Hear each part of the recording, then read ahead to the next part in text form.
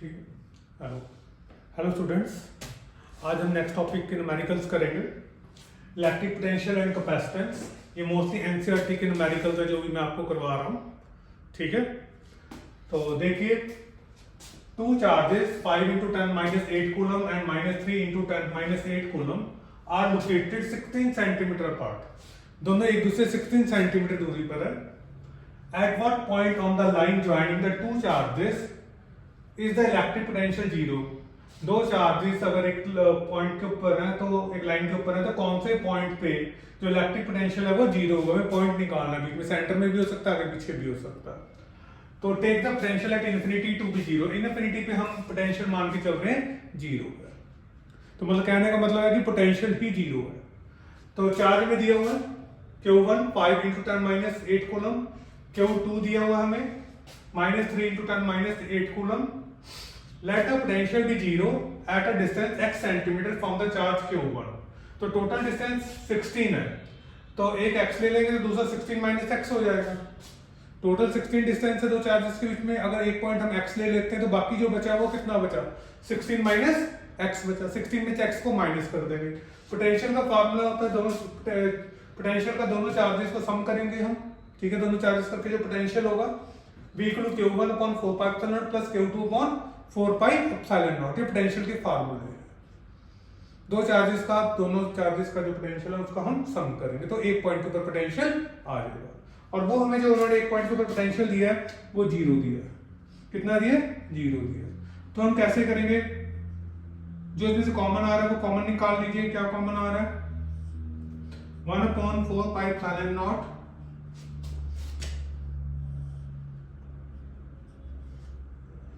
Q1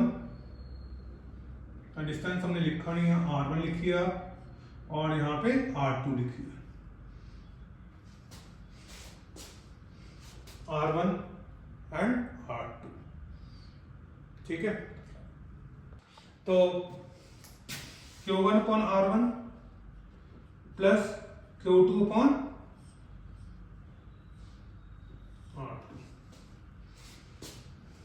ये तो zero हो जाएगा इधर जाके। Zero equal to Q1/R1 plus Q2/R2। 1/4πε0 इधर जाके जीरो हो गया आपका। तो जब इधर जाके जीरो हो गया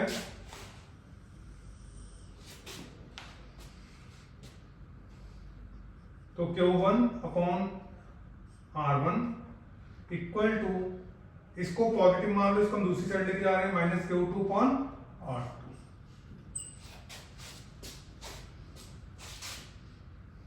क्या आपने इसको नेगेटिव मानना है? इसको नेगेटिव मान लीजिए कि आपको इधर पॉजिटिव रखा है तो इसको पॉजिटिव मान लीजिए, ताकि कोई कंफ्यूजन ना हो कि हम इसको इधर लेकर आए तो ये नेगेटिव हो गया, ये पॉजिटिव हो गया।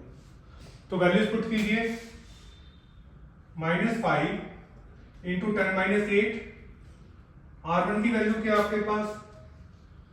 x × 10⁻2 इक्वल टू Q2 क्या आपके पास?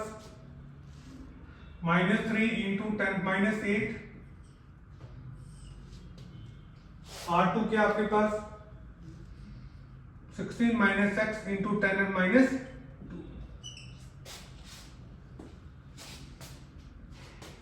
ठीक है, क्लियर? तो जो कटता है काट दीजिए। 10⁻8 यहां से गया, माइनस माइनस यहाँ पे कट हो गया, 10⁻2 इधर से गया, 10⁻2 इधर से गया। आमने सामने जो कट रहा है दोनों साइड से आप आराम से कट कर सकते हो। तो 5/x equal to 3 divided by 16 - x। Cross multiply कर दीजिए।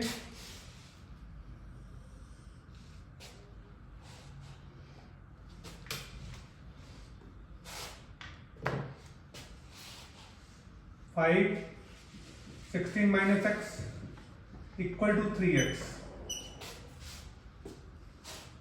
क्रॉस मल्टीप्लाई से यही आएगा, इसको इसके साथ मल्टीप्लाई कर दीजिए, इसको इसके साथ मल्टीप्लाई कर दीजिए। 16 5 जा 80 - 5x equal to 3x। 80 equal to, इधर जाके पॉजिटिव हो जाएगा,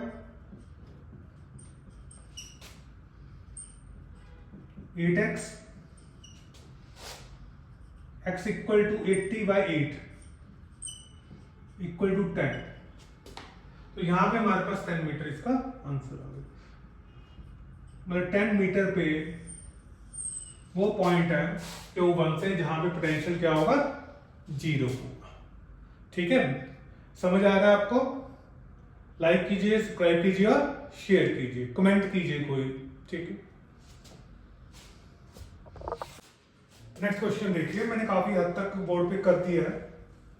ठीक है, तो a regular hexagon of side 10 centimeter has charge 5 microcoulomb at each of its vertices. Calculate the potential at the center of the hexagon. तो पहले हेक्सागन का फिगर बना लिया मैंने, सारे जो चार्जेस है वो मार्क कर दिए, सेंटर पे निकालना है। अब हेक्सागन की जो भी हेक्सागन है इसकी सारी की सारी साइड इक्वल है, क्योंकि ये इक्विलेटरल ट्रायंगल्स है सारे के सारे, तो इनकी साइड भी आपस में इक्वल है। तो 10 सेंटीमीटर दिए तो इसका ये भी 10 सेंटीमीटर है। ठीक है, the regular side 10 centimetre has this, तो ये भी 10 सेंटीमीटर, ये सारा कुछ 10 सेंटीमीटर है सेंटर से। तो r equal to 10 centimetre, 10 minus metre में कन्वर्ट कर लिया, 10 माइनस पर मीटर आ गया। अब पोटेंशियल इज स्केलर, देखो पोटेंशियल आपका स्केलर है, तो इसका मतलब सबका सम नहीं होगा, कोई डायरेक्शन नहीं होगी, कुछ भी नहीं होगा। क्लियर ये बात? अब आगे देखिए, वैल्यू पुट करिए 6 इंटू क्यू की वैल्यू क्या हमारे पास, चार्ज कितना गिवन है हमें, 5 माइक्रोकूलम, 5 इंटू 10 माइनस 6, 1/4 पाइप की वैल्यू 9 इंटू 10/9। आर कितना गिवन है हमें, 10⁻⁻1 मीटर। तो सिंपल है कैलकुलेशन, 6 5 जा 30 और 9 3 जा 27, 270 इंटू 10⁻⁻6 प्लस 9 प्लस 1, 270 इंटू 10⁻⁴। तो 2.27 10⁻⁵ और 2.7 इंटू 10⁻⁶ वोल्ट। तो ये हमारा पोटेंशियल आंसर आ गया इसका। ठीक है, समझ आ गया आप लोगों को?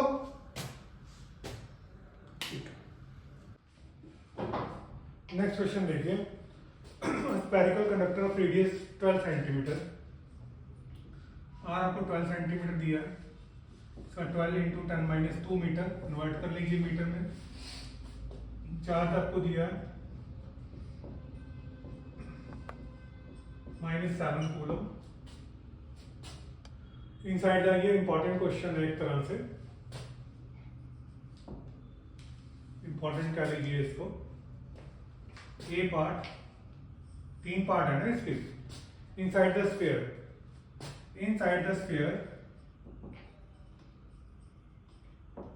इसकी डेरिवेशन भी है, उसी के ऊपर बेस्ड क्वेश्चन है।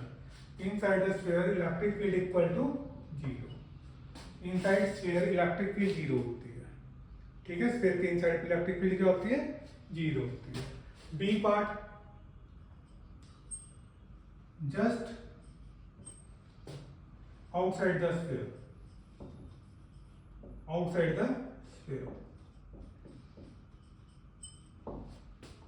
just outside the sphere। तो ई इलेक्ट्रिक फील्ड का फॉर्मूला K Q/r²। तो K की वैल्यू हमारे पास कितनी है पता ही है, 9 इंटू 10⁻9 होती है।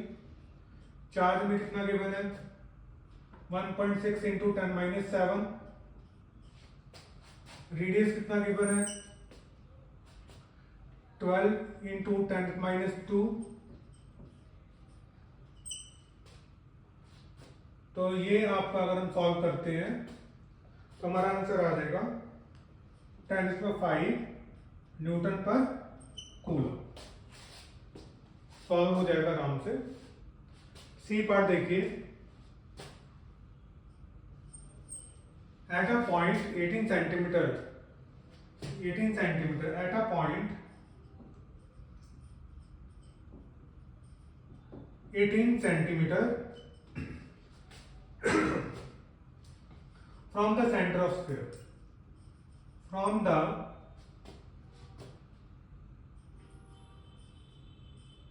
center of the sphere.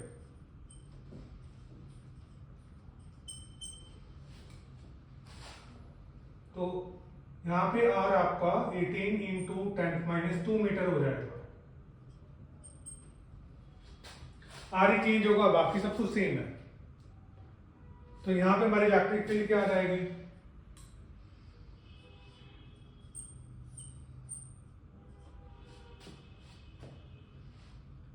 Nine into 10⁻9 charge 1.6 into 10⁻7। R आपके पास कितना? 18 हो गया।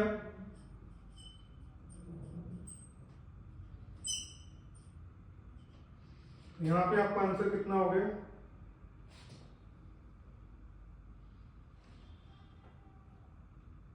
4 इंटू 10⁴ न्यूटन पर कूलम। तो दिस इज द आंसर।